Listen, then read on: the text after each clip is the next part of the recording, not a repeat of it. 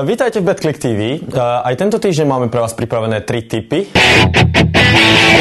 Ako tutovku týždňa sme zvolili zápas francúzskej ligy, kde Paríž privíta doma Valenciennes.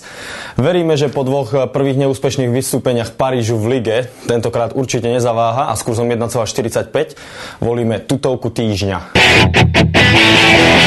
Za hodnotný tip tohto týždňa sme zvolili stávku, na ktorú síce budete musieť pár týždňov počkať, veríme, že čakanie však bude stáť za to.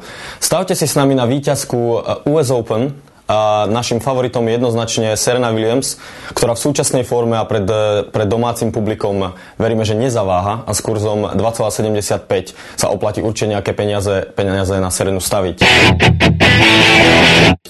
Tretím tipom, prekvapenie týždňa. Za prekvapením týždňa sme sa vybrali do holandskej ligy, kde Den Haag privíta na domácej pôde PSV Eindhoven.